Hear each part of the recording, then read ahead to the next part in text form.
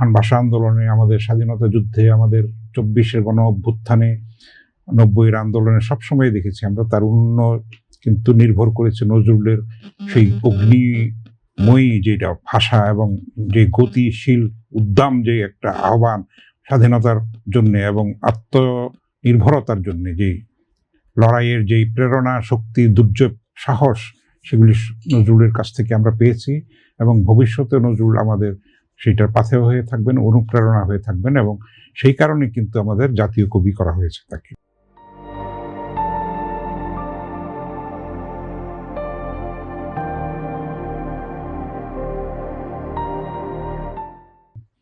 যেখানে আমাদের জাগরণের মূল মন্ত্র সেখানে আমরা পাই এবং আমাদের এগিয়ে চলার শক্তি, সাহস, প্রেরণা আমরা পাই।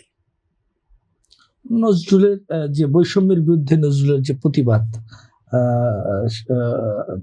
এবং তার যে রাজনৈতিক দৃষ্টিভঙ্গি, কি ছিল রাজনৈতিক দৃষ্টিভঙ্গি নজরুলের?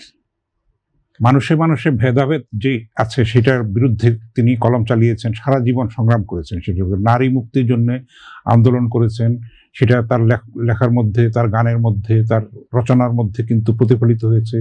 তার কবিতা যেরকম জাগনারী বন্যেশিকা, তারপরে মানুষ যেখানে গাহি সাম্যের গান আছে না, তো সেখানে কিন্তু সবকিছুর উপরে মানুষের যে সত্য সেটাকে কিন্তু তিনি তুলে ধরেছেন বেশি, এবং যেখানে শোষণ, নিপীড়ন, লাঞ্ছনা, গঞ্জনা আছে, স্বাধীনতার জন্য কিন্তু তিনি লড়াই করেছেন এবং তিনি বিশ্বাস করতেন যে অহিংস পন্থায় ভারতের স্বাধীনতা অর্জন করা সম্ভব না। এই জন্যে তিনি সশস্ত্র সংগ্রামের ডাক দিয়েছিলেন এবং তারুণ্যকে সবসময় কিন্তু আবাহন করেছেন, তারুণ্যকে লালন করেছেন, তরুণদেরকে জাগ্রত হওয়ার জন্য উজ্জীবনী মন্ত্র আমরা তার কাছ থেকে পাই।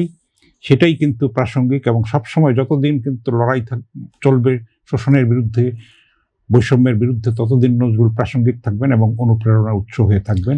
সেটা আমরা বারবার আমাদের জাতীয় সংকটে আমরা তার কাছে আশ্রয় নিয়েছি এবং আমরা উপকৃত হয়েছি।